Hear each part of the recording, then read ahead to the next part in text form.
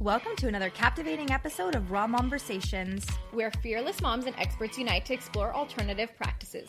Hey there, I'm Allie. And I'm Melania. Our mission is to empower your one-of-a-kind parenting journey.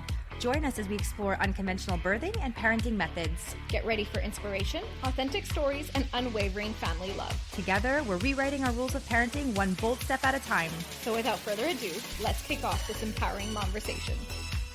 Raw Conversations, where fearless motherhood leads the way.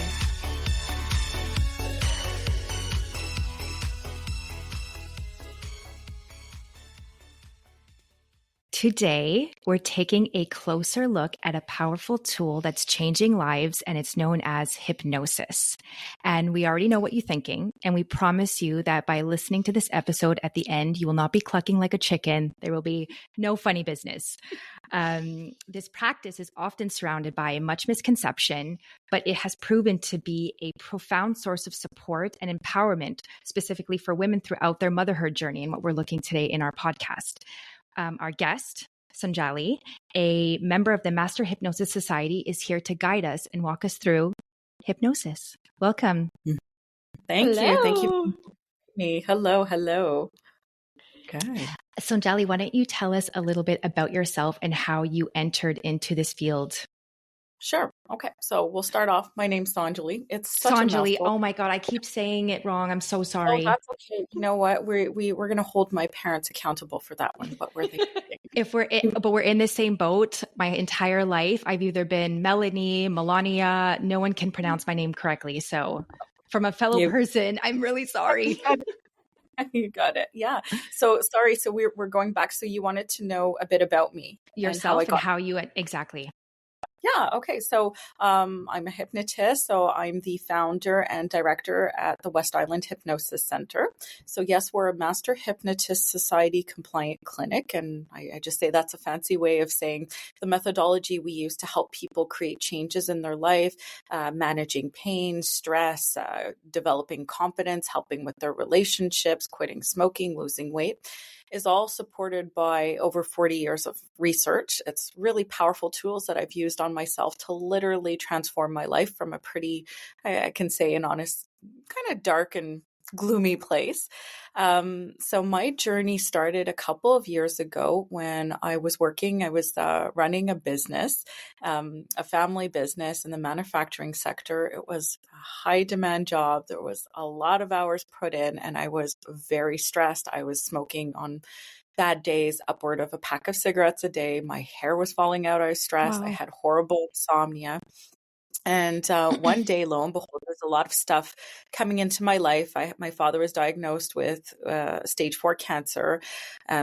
He's still going, by the way, and that was many years ago. So I had this pretty dramatic breakup from a fiance, and then I was working all kinds. I had no time for myself, no time for self-care. And so just like most people who have chronic stress for an extended period of time, I got quite ill. And so my husband, we'd gotten married not long before, said, he held me to task and he said, you did say you'd quit smoking. And I'm like, okay, I did say that. So it was time. And lo and behold, I saw a hypnotist. And to be honest, did I really believe in it?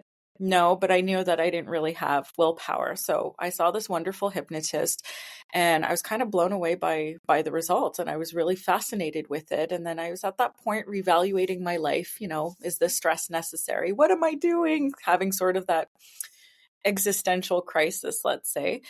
And not long after, I'd actually gotten quite ill, and I had this pretty devastating diagnosis of multiple sclerosis. And so my life really turned upside down, and I was really put in a position where I had to reevaluate, what are you doing with your life? Are you happy? What does this all mean? Do you have a lifestyle that's going to support what's this change that you have? And the answer was no. And I knew I had to change things pretty quickly. So I had terrible pain for a couple of months. I lost function a bit in one of my legs, and that really put a damper on things. And I always knew from being very young, I always wanted to be a mom and have a family. But when you get a devastating diagnosis like that, it becomes terrifying. It's like, what if I don't energy? What if I'm too sick to care for my young one? Is my husband still going to love me? Are people going to accept me? And so all of these things going through your head was just making things worse. So in search of a better alternative from traditional therapies or medicine, I looked up hypnosis, and then I'm like, what if I did this? Because, it ticked off all those boxes. You help people for a living. You get paid for it, which is also awesome. You get to work on yourself.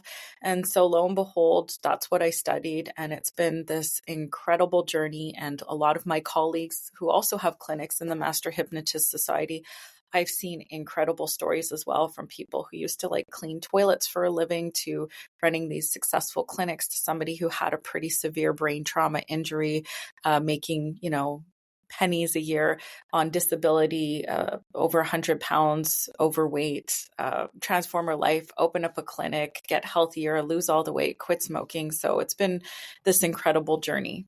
And since then, our clinic has been located in the past year in a pelvic floor physio center, which helps a lot of women prepare for. You're nodding your head like, yes, I've used that and I need it very much. I was literally there a few days ago. Right. Okay. Yeah, exactly. And so I used one myself, and then we got discussing that this was a nice fit to be within the clinic.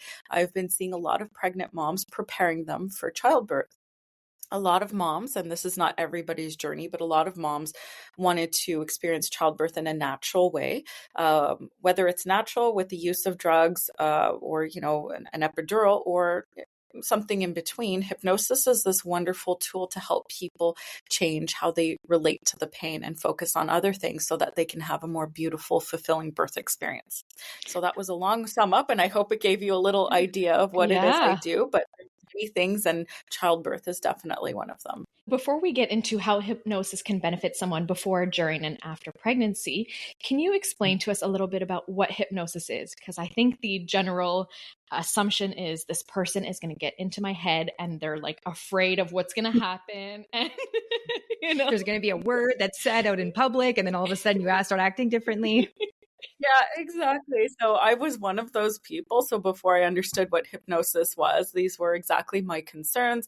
I thought it was also something pretty, I do get a lot of clients who think it's pretty flowery, but they come in because they've tried literally every other thing and, that they didn't have results. So they're like, okay, what's this? And then they come in and then they learn that it's actually something very natural that we've all experienced many, many times before. Okay, so in the 1950s, the American Medical Association actually approved hypnosis as an area of study. And since then, more and more, we're seeing it integrated into the medical system, into dentistry. One of its original applications, I'd say, the way it's been used publicly is through dentistry. And today, even my dentist, I was telling her when I changed professions a couple of years ago, I told her I was a hypnotist. She's like, oh, I've been trained in hypnosis. A lot of dentists are, so that they can help conversationally help their patients calm down. A lot of them are scared of needles or terrified of dentists. So it's been effective that way. But we see it in all domains. What's that? I'm one of those people terrified of the dentist. You're one of those people. Exactly. Right. So it's been really helpful in that. But as I said, like what a lot of people don't really realize is that all hypnosis is actually self-hypnosis. And your hypnotist is just your guide or your instructor, but you're doing it all the time to yourself anyways. Okay. And so like one example I often give clients is if you've ever driven, right, or even ridden a bike or have done a repetitive sort of mundane task like washing the dishes, and you find that like, your mind is drifting and wandering, maybe you're daydreaming. And then if you're driving, all of a sudden you're in your parking spot and you're like, oh my goodness, where has the last 10 blocks go? And you will know, like, turn left here, stop at the light, but you were just somewhere else. That's a great example of being in a trance-like state, which is a part of hypnosis. Okay. Another way is, do you ladies enjoy shows or movies or anything? Yeah. Yes. Of course. Yeah. Okay. You ever seen like a movie and it was just funny and you're laughing along with it, or maybe it's quite sad, or you're watching The Notebook and you find yourself, ugly crying the next second. So that's a great example of us being emotionally suggestible, which is also a part of hypnosis. Okay. So we see it everywhere. Doulas frequently use this and to help with childbirth.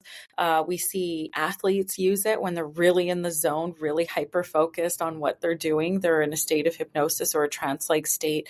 Students use it when they want to get into the zone to hyper-focus, right? People who give speeches when they are just in the zone, they don't notice what else is going on around them. It's literally used anywhere. We're kind of always in these sort of trance-like states, right? Would you say it's similar to meditation? Very similar in that it induces a state of relaxation. And that's a really great and common question. So meditation and hypnosis both induce that state of relaxation. So for a lot of people, meditation really feels like a nice vacation, right? They're going through a lot of stress or there's a lot of stimulation every day. So they use that time to just focus on the present or what they're doing. So hypnosis is very similar, and definitely it is meditative. The difference is that through hypnosis, we're actually working on something we want to achieve or an outcome. One last question before we get into the pre, during, and after pregnancy. Somebody walks in. Are you assessing what's like somebody walks into your office and they're coming for the first time, and what are you typically assessing, or what are the things that you are looking for, or do you just get right into it? Like, how does it work when someone's walking into an office with you? Yeah, so what I do is that I actually offer a free hypnotic screening for clients. The purpose of this is that they get the opportunity to meet directly with the hypnotist and they have all their questions answered. And then I also see if it's a good fit for us to take them as a client. So clients who are good candidates at hypnosis have a genuine and sincere want to change. They're also willing to do the work, because it's not just snap your fingers and woo, there I go, right? There's a little bit of work. But I think that's the impression of hypnosis. And sometimes often it is that simple, right? But what it is, if we're to give like a formula to hypnosis, it really is fixation and repetition.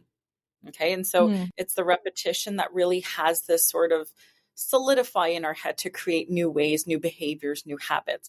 People often change right away, and it's a beautiful thing, but we also want to make sure that this change is sustainable and they keep going with it. And that's where we teach them how to use repetition so that it sticks there. To give you an example, if we see a lot of weight loss clients, right? And we have people come in to lose anywhere between 20 pounds to 200 pounds.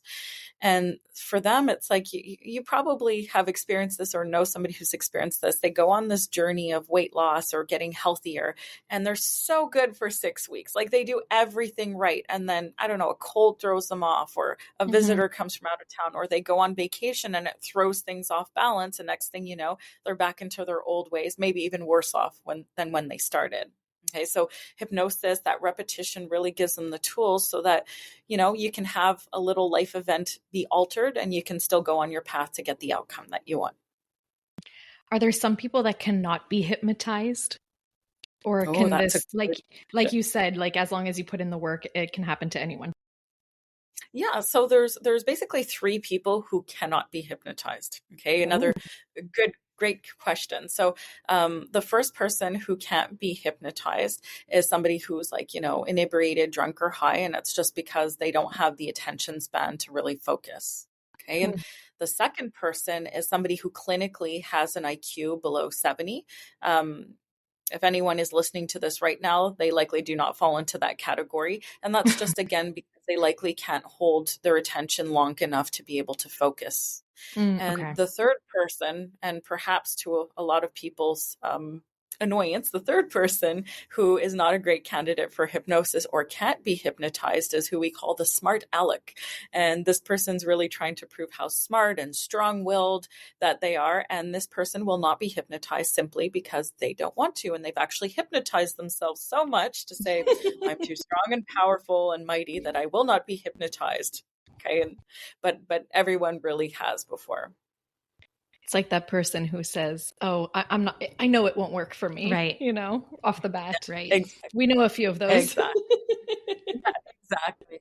And that's like hypnotic in itself, is that you're already doing half the work by, that repetition, that fixation, that repetition. So, and it's interesting to hear that, because I often joke with clients when they come in, is that joking but half real, is that our job is to unhypnotize them, because they've put so much kind of crap in their heads and everyone's done it, and then believe it through that repetition. Are there any like other misconceptions that maybe we haven't touched upon that people walk into your office? I'm guessing you might think this too, is that a lot of people come in and they might be scared that they might black out, or they might be taken advantage of, or I might ask for their wallet or something like that. Okay. And so, and rightfully so. Maybe I was one of these people before I experienced hypnosis, especially my hypnotist was male. So as a female, you have these little, I guess, extra concerns, right? And so I can really simply explain to you what hypnosis feels like. And if you're both willing to participate in this, it'll take all of maybe 5 seconds. Okay. Okay. Are you willing? So Yeah. I'll invite you both. It's very simple. I'll invite you both to just go ahead and close your eyes. Okay. And as you sit there with your eyes closed, notice that this is very similar to what hypnosis feels like. You'll always be relatively aware of what's going on around you at all times. And okay, you should not expect to black out in any way. You can pop your eyes open. Okay, then that's it. Okay. We're both still here. Like we're still here. We're still there. Yeah, you didn't disappear or anything. Okay. Does that make sense? Totally. So, yeah. And one thing that's really interesting and a part of hypnosis is yes, we do hypnosis. Okay. A master hypnotist or somebody who runs a hypnosis clinic in the Master Hypnotist Society umbrella, they will do hypnosis, but there's a lot of other things that happen in a session. I mean, sometimes we're silly, we move our body, sometimes we juggle, okay, sometimes we read something. But one thing that we really do to assure that clients get their outcome is help them get out of patterns that are unuseful. Okay, and I'll explain a little bit about what I mean. So everybody's got a dominant pattern based on what they're unconsciously trying to prove to themselves. And they are absolutely not right or wrong. It's kind of a strategy that we've adopted as we go about life to help us out.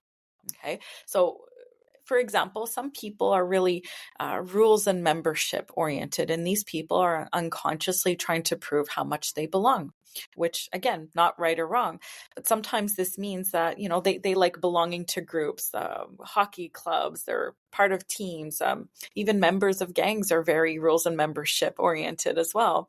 And so for them, what they often need to learn to model is a sweet spot between being independent and dependent, which is intradependent. Okay, so that they can actually go on with their life and live it to its fullest. Okay, we have people who are security minded. Okay, and security minded people unconsciously are trying to prove how safe they are. Okay, so they work, you know, the same jobs for a long time with the benefits. They don't love change as much as other people. It takes them a while to adapt to it. They often have perfectionist tendencies. Okay, we might see that a little bit or a lot. Okay. And so for them, sometimes it's like they do make choices or decisions often based on what feels safe. So for them, it's really learning how to model somebody who's more freedom-minded so that they can live their life, you know, in a more genuine way, not based on avoiding some type of pain or out of fear, but really going into something or pursuing something they want. Is that making sense to you both? Yeah. What about two moms who are very organized with their children's schedules? Some what may they eat, what they watch. So if I may, like you both would fall into this profile of being security minded, right? Yeah, maybe I felt it when you were talking about it. I was like, okay, check. Yep, exactly. Okay. And so sometimes, so what can be useful? So I see a lot of moms, especially as they embrace motherhood. So let's just joke around for a while and think about something funny. How much before you were moms did you think, I'm going to do things like this, and when people do it like that, you know, that's wrong, but we should do it this way? And then you became moms and you're like, wow, that went very differently than what I thought. I'm never going to chase my daughter around with a fork and spoon around the house. They're going to sit in the high chair and they're going to eat. I'm never going to co-sleep. Yeah, I'm never going to co-sleep. Here we are. Yeah, my kid is always going to eat, you know, the all the food groups and healthy, and then okay, a whole bunch of stuff. My house is going to be spotless. Okay, a bunch of stuff that we tell ourselves. No screen time ever in a restaurant, on the airplane. No, that changed. Exactly. It does. Yeah, it does. It definitely does. So like you both, I see moms like, I'll tell you about this one mom. So she was in the realm of, starting up being an influencer, and she was wonderfully creative. And I swear her house just looked like it was out of a magazine. Everything was white and beige, which for me, when you have young kids, is incredibly ambitious, right? Mhm. And she wrapped gifts and they were gorgeous. Like her bedroom, like with the bedspread and the fluffy 10 or 12 pillows, looked just like out of a magazine.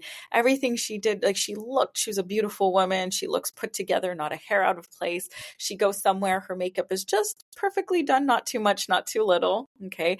And she's just really, really sweet, wonderful person. And she obviously came in because she had massive amounts of stress. Right? Mhm. Massive amounts of stress. So for her, she had to learn that as she embraced motherhood, she was mother to 3 children, including one adopted child who had special needs. She had to learn how to let go of the perfection because it was actually just getting in the way of her being happy. And that pressure to look perfect all the time, to have this unmessy life, right? To Mhm. want to control things was actually causing her to have little enjoyment of life and of her kids and even like of her business. So it was very interesting to watch her transform, that when she sort of learned how to surrender into life and its messiness, that she was able to, get out and go out, and she was actually isolating herself for a long time because it's just her stress just grew astronomically. And she was able to go out with her kids, enjoy their time, being like, okay, maybe a few dishes are left in the sink tonight, not a big deal. I'd rather spend time with my kids and enjoy that time and not just feel like I'm checking all the boxes, so to speak. Mhm. Right. If that makes sense. Yeah. I get it. And so it's true, there be a lot of patterns. So another pattern that comes out is people who are freedom minded. Okay. And freedom minded people unconsciously are trying to prove how free they are. So often great entrepreneurs, they work maybe in sales, real estate agents, good with people. And while they're trying to prove how free they are, sometimes they kind of shoot themselves in the foot, because it's also true that they get very bored of things very quickly and jump from thing to thing to thing. We all Mhm. kind of might know somebody who's like this, right?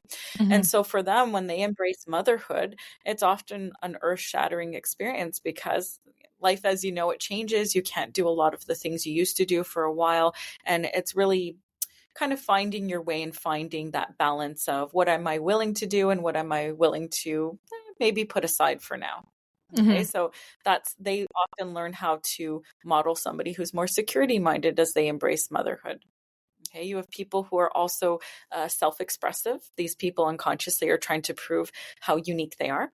So often, they might dress a bit more whimsically, have fun colored hair, lots of art. They're usually artsy people.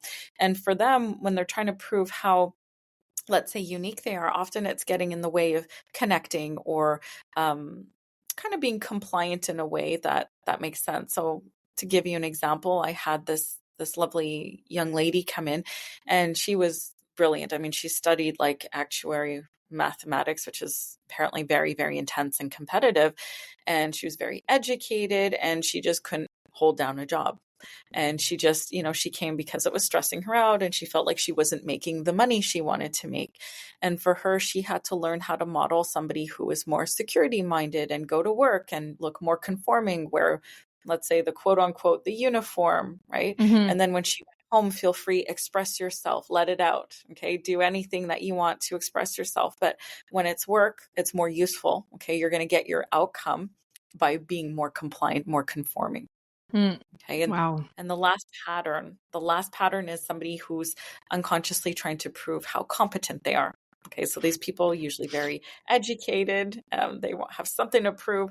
And so they usually are very smart and usually are very competent, but sometimes that gets in the way of connecting with people.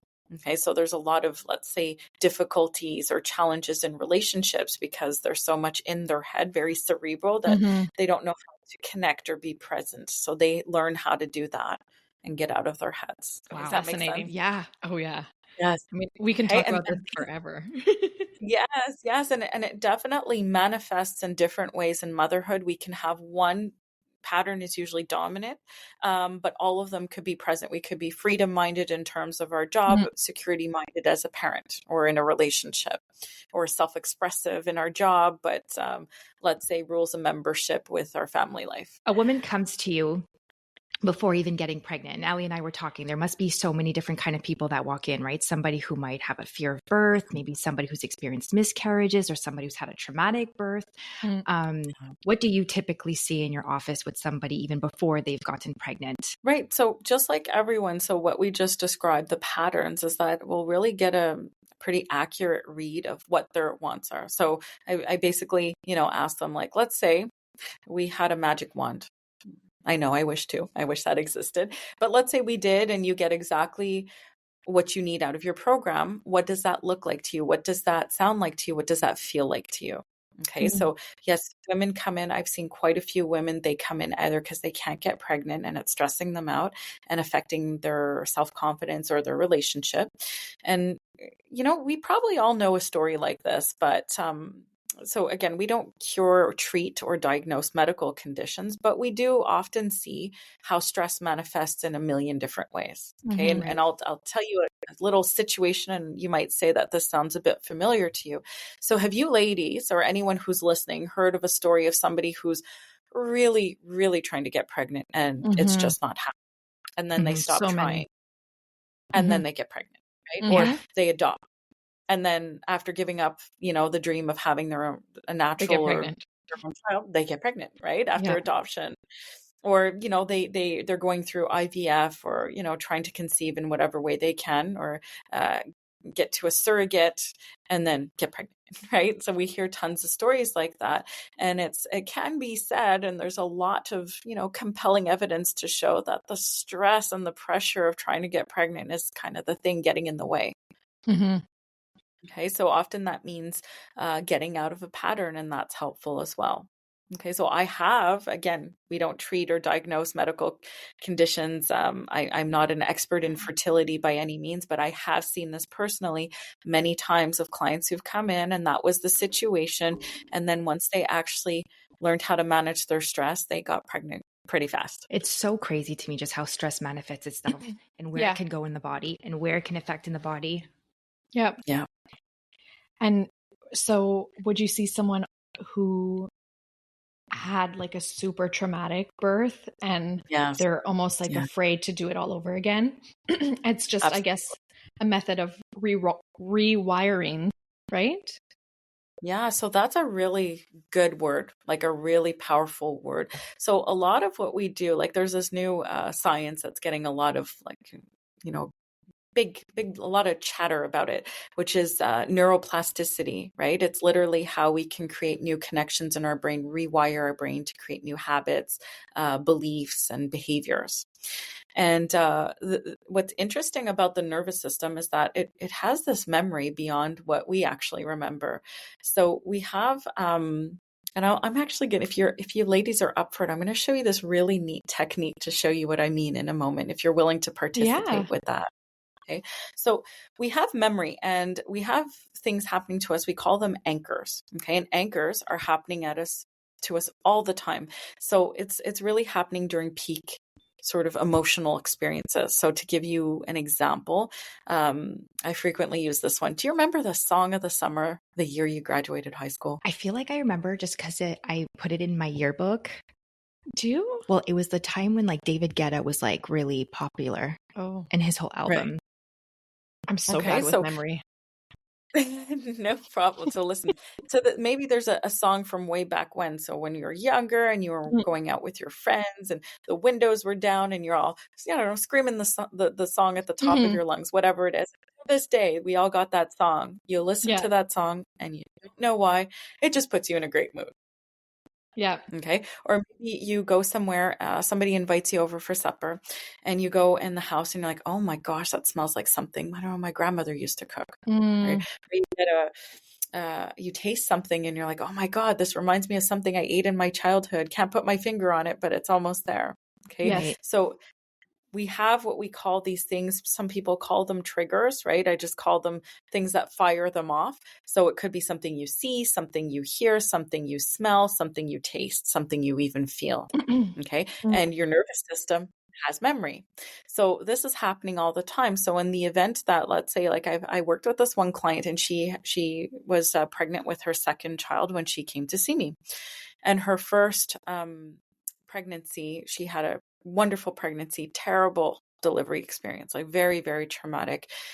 And it shook her up. So she obviously was quite nervous about the whole delivering experience again. And she also wanted to do it all naturally. She didn't want anything to do with any type of epidural or any pain management. She wanted to do it just for herself. So for her, we had to have her really change or reframe her past birth experience. And she had to sort of know that that was that experience that time, and she's safe, and sort of be more open and receptive to whatever happens this time, and ready for it, and understand that she's going to be okay no matter what. And that's the experience that we really want to give them. Okay, but to give you an idea of what this anchor business is about, I say it's a great idea if we actually go and learn how to do it. What do you say? Totally. Let's do it. Okay, so I'm going to ask you something a little strange, okay, before we start this. So before I start this, can you both think of a time when you felt, maybe as a mom, and because you're moms, I can imagine the answer would be yes to this, but maybe a little bit overwhelmed or overstimulated? Pretty recently. You're like, yes, 5 minutes ago. Last night.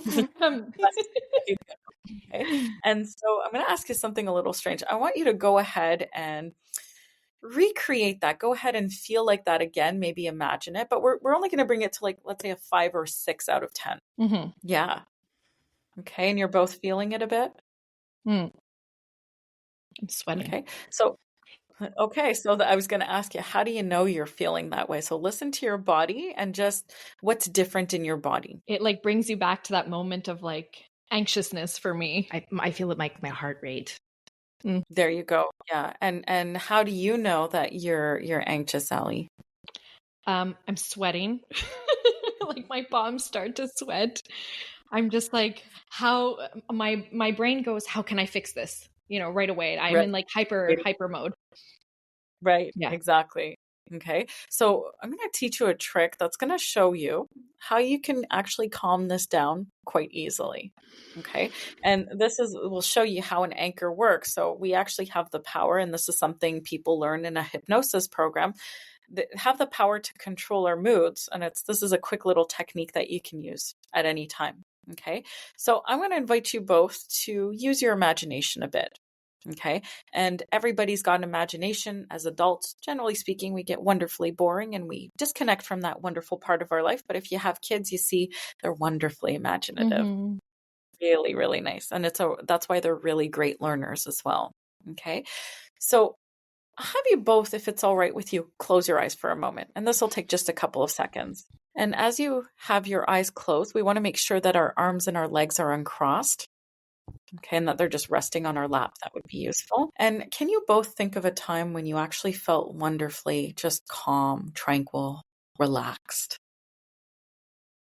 Okay, and if you both get that moment that you can think of, you can just go ahead and nod your heads. So we're going to really use our imagination to kind of step into this experience, recreate it like if it was happening right now. Okay, and as you step into that experience, just notice that as you think about it, as you remember it or re-experience it, what is it you're seeing in your head? Are you seeing like a picture, or is it more like a movie with moving parts? Like a movie for me. Okay. I'm still, but what's happening in front of me is moving. Yes. Gotcha. Okay, so that's like a movie. Great. And are they in color or black and white? Color. Great. Okay, so as we continue stepping into this experience, you're seeing that colorful movie. I want you to go ahead and imagine that you hear the sounds that were going on around you at that time when you felt wonderfully relaxed, tranquil, peaceful. Almost like you can hear them now. Okay, and we'll take this a little step further as we step into this experience. If any smells or tastes pop out to you, okay, just go ahead and imagine you can just capture that smell, that essence, or that taste. And if those aren't there, that's totally fine as well. Great. And as you do that, continuing to step into this experience, you're going to go ahead and just listen to your bodies. And as you listen to your bodies, I'm curious, where do you notice that sensation, that feeling of being peaceful and calm? Where do you notice it the most in your body? I feel like my chest area. Yeah, I still feel a tightness in my chest, but I feel it's in my stomach. the relaxation, the peace. Yeah. Okay. So continuing to keep your eyes closed and stepping into this, let's go ahead and imagine that there's a volume dial as if you were going to turn the radio up. And really see it in your mind. Imagine turning that dial all the way to maximum. And as you turn that dial to maximum, it's like this whole experience becomes bigger in your mind, more intense. You're going to see that movie even brighter. Imagine hearing the sounds clearer, even louder, tasting or smelling even more, and really intensify that feeling of relaxation right in your bodies. Go ahead and make everything bigger. Okay, good. Now holding on to that intensity, go ahead and make a fist with your hand and take a nice breath in. And let it out slowly now. Great, and you can open up your hands and open your eyes. Okay, and we're going to do something. We're just going to look up for a sec and then look down. Okay, and both of you, how many kids do you have? 1.5. Okay, and what color are your front doors? Black. Beige. Oops. Like we have to think about it for a second, huh? Okay. So now I'm going to invite you to go ahead and try and get all overwhelmed again. My chest is so calm now. Yeah. Okay. So that took just a couple of seconds. So you ladies just actually programmed yourselves so that if you ever wanted to recreate that feeling of calm again, you can just make a fist and take a breath just like we did. And your nervous system is going to remember what that feeling is like. And you're actually going to recreate it in your body, which is pretty neat. Okay. So these are happening all the time anyways. Yeah, it's pretty neat. It just takes a couple of seconds, but this is pretty much an idea of how an anchor works, good or bad. So we're having great ones and terrible ones. So I go back to the story of this woman who came in and she had a bad birth experience. So what was happening with her is that when she saw a doctor and went for her OBGYN appointments, she started to get incredibly nervous and extremely stressed. She started sweating profusely. Her heart started beating. And so this was really an anchor for her because she had that experience last time. So she learned how to get out of that response and how to choose a new mood that she could step into so that her experience could be a lot calmer and pleasant even. Why did you ask us what color our doors are? That's interesting. We were just changing things up to pop you out of a state of mind to prove to yourself that it's okay.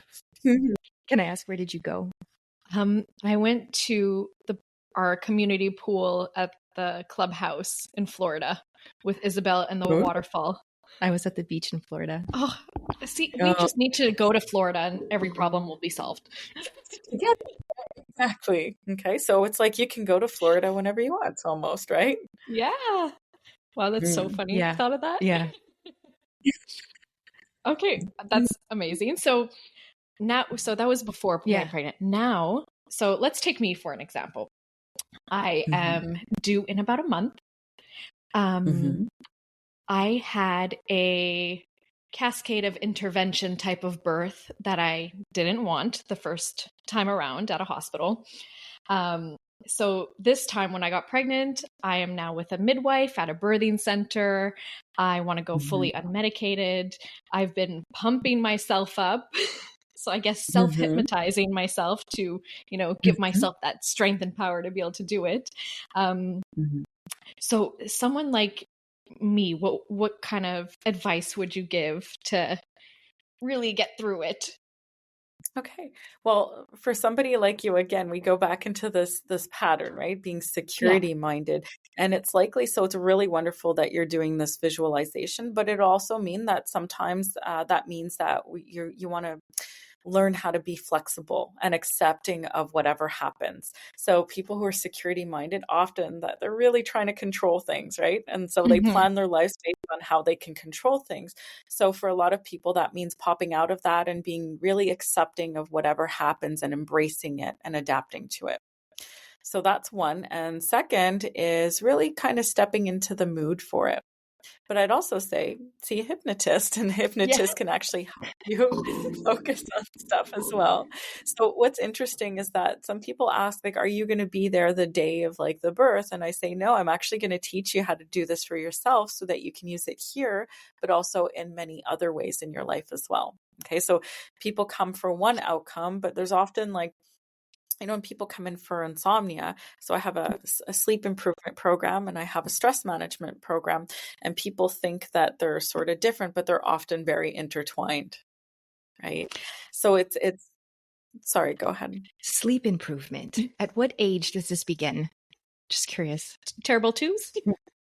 Are we helping children? Children as of 8 years old, we do work with kids. We do have the minimum age of 8, but yes, mostly for mommies and people.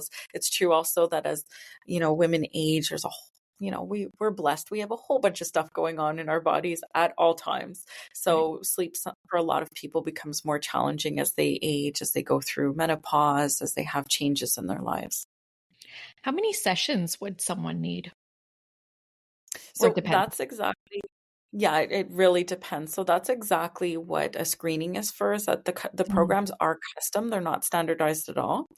And so by assessing what an individual person's needs are, that really gives the groundwork or the framework for what has to happen in their program. So some people come in and they find that they only need 3 sessions, and other people it's that there's a whole bunch of stuff that affects their outcome, and we need longer sessions because there's more learning required for them to get whatever outcome that they hope to get.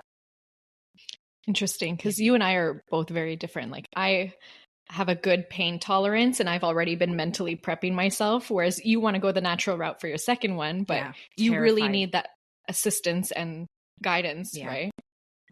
Yeah, so everyone's different. Everybody's so different. Yeah. And I mean, so the big word that's sticking out for me today is the pattern. But lastly, if someone's having a tough time postpartum, are they able to come and partake in hypnosis? Yeah, so that's a very good and interesting question. So I work with women and parents, not just women, so men as well, before, during, and post delivery. And so women suffering from, postpartum issues, I do recommend it. Like, it is, sometimes it really is hormone. I do suggest, consulting with your healthcare professional for that. But hypnosis can be a wonderful complement to that. In fact, hypnosis really is a wonderful complement to a lot of different types of services, from mental health services to anything sort of medical. Often in times, if that is the case, we do require let's say written, authorization from a medical professional, just to make sure that there's no contraindication, which there usually isn't, but we want to make sure that that's not the case. So for postpartum, as people enter, parenthood, either for the first time or they have multiple children, a lot of them, as you might be able to relate, have some stress because your life changes, and humans naturally are not super equipped for change. It throws our worlds upside down. So a lot of this tools, strategies, and techniques that they learn here helps in all facets of life. So as a parent, again, getting out of the pattern, are we being too perfectionist? Can we find a way to interact with parenthood differently? Can we be a lot looser about things? A lot of women come in with work-life balance struggles, always having this mom guilt that seems to be common. And so for them, it's to really learn how to surrender into life, the messiness of it, let go of things that don't really matter. But I like to state this as a side note. A lot of people use a lot of different modalities to help with stress and things going on in their life. And where hypnosis differs, and that I certainly have appreciated and benefited from this, is that a lot of it is like cause and effect, or as I joke, is that a lot of people have read all the self-help, or as I call the shelf help books, right? Is that you read them, they go on the shelf, or you buy them with every good intention of reading it, and then you get too busy and it just kind of sits there. But what I really enjoy about the hypnosis programs that we deliver here is that it's not just the cause and effect. It's not intellectualizing it. It's actually giving you the tool to step into what needs to happen, right? So it's like, Ali or Millennia, has it ever happened? Somebody's like, hey, you should calm down. You really shouldn't be stressed about that. And you're like, well, thank you. If only it were So that helpful. easy. Yeah. So helpful. Right? That's great. Thank you. Thank you so much. But hypnosis is that tool that's showing you how. I have to say, like, during my first pregnancy, hypnobirthing was never even I've never considered, spoken about. No. It was only until we started doing this podcast that people started mentioning, oh, hypnobirthing got me through my home birth.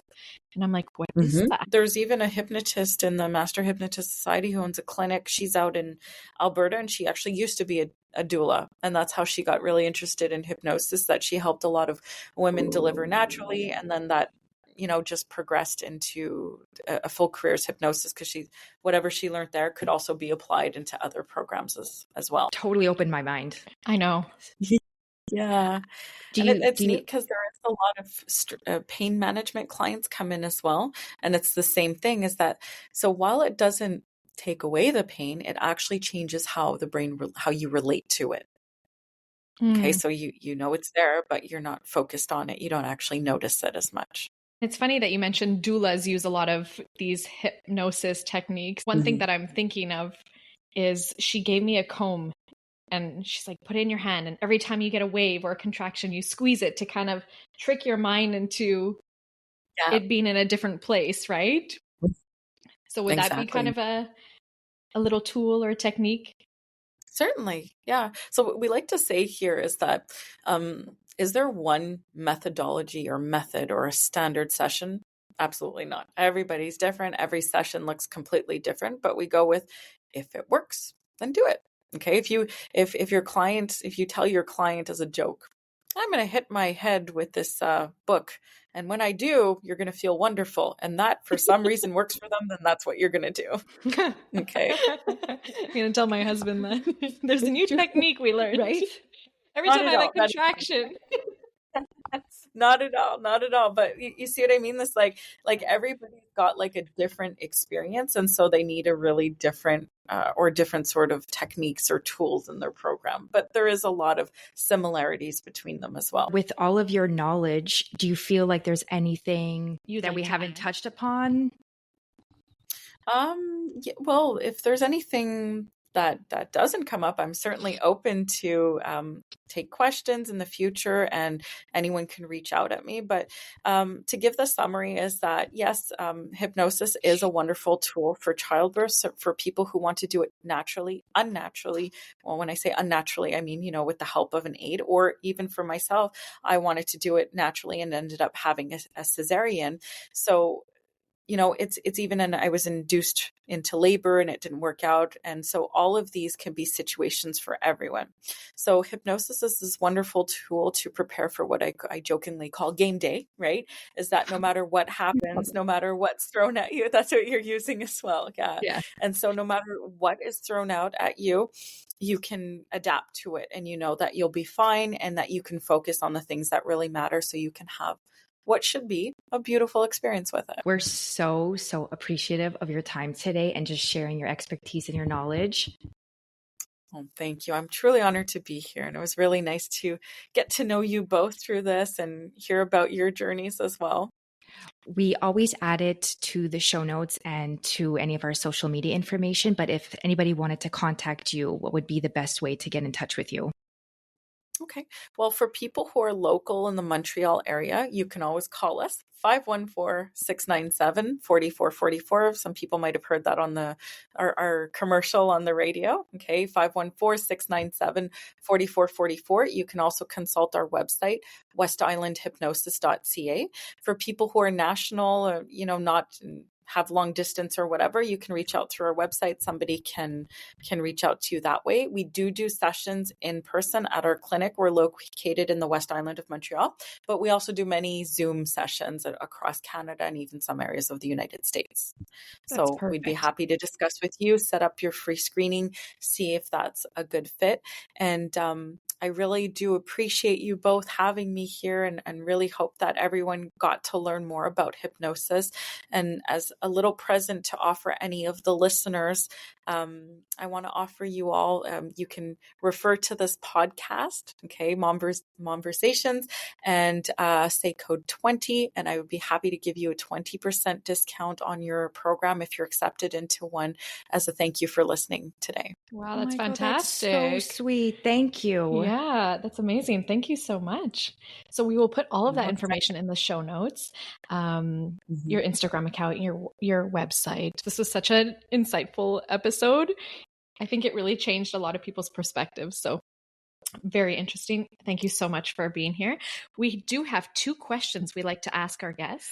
Did we ask how many children do you have? I have one. Okay, one. One Your daughter. child is still your daughter's still young. Yeah, she's 2 years old. Okay, because these questions are kind of geared to the younger years. Yeah. Do you want to go with the first one? Yeah. What would you recommend as your favorite baby product? Oh, that is so good. My favorite baby product. Oh, I had so many. I love products. So baby product. Okay, so my breast friend I loved. I struggled a little bit with breastfeeding in terms of like, how do you hold the baby? I can't get it, it's latching. And I loved the breast friend. I used it all the way to 10 months. I loved it so much. What's the breast breast friend? friend? It's the nursing pillow, so it actually clips around you. It's just the perfect shape. It's the perfect size. The baby can just lie on it. You can rest your arms on it. It's very comfortable. I really, really loved it. What else was there? Oh my gosh, there were so many good ones. Awesome name, breast friend. Did you hear about this? No. So smart. Yeah. So smart. It's very common. I bought it off Amazon. I would gift any mom who's breastfeeding or even bottle feeding. When we did mixed feeding for a while and then she transitioned to bottles, and I still used it. She rested perfectly. It was such a great angle. I was still connecting with her. We could stare at each other. You know, that beautiful stare. She's drinking her bottle and staring at each other. It's really beautiful. That was one of them. And there was this really... Sorry. No, go ahead. A second one I had was, oh my gosh, I think it was called the Shusher. It was something that was on, like, I don't know, Dragon's Den or Shark's Tank. And it was basically a little orange toy that you turned on and it went shh, shh. Oh. And it calms newborns. Like, they instantly are soothed by the shh sound. And I think I bought it more because I was just so curious. Does this actually work?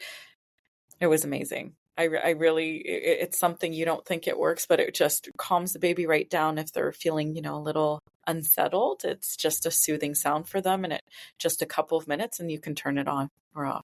Add to cart. Right. I'm already going to look into this breast friend for you. Yes. And I mean, I don't know if the breast friend kind of answers the question, but did you have a favorite mommy product? Like something that really helped you personally throughout? I mean, I don't want to be cliche and seem like I'm overselling it, but hypnosis has genuinely transformed my life. I use it myself every single day. There's not a day that I don't do it.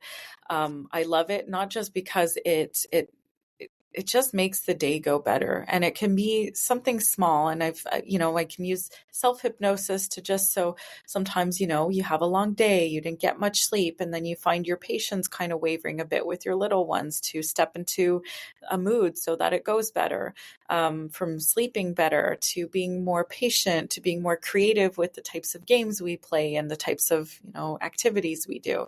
It's literally anything. So it's been my saving grace for many things, including motherhood. And myself, just like you, I was also very in that security mindset. I liked everything just so. I had perfectionist tendencies, and I wasted a lot of my time in life trying to make everything perfect. And when I really let go of that, I was like, I just felt incredibly freer as a person. So that's one of them. And the other one is, if you're blessed to have family help you out or support, that's wonderful. If you don't have as much family, I'd say friendships and people around you are just beautiful things, and really helping each other out and growing together and watching your kids grow together is incredible and beautiful. Sure I was is. about to hug you. Just This was such so a right. beautiful podcast. Thank you. Thank you so Thank you. much. This was another real and raw conversation. It sure was. Thank you. so much. We'll see you next time. Thank you both. Thank you.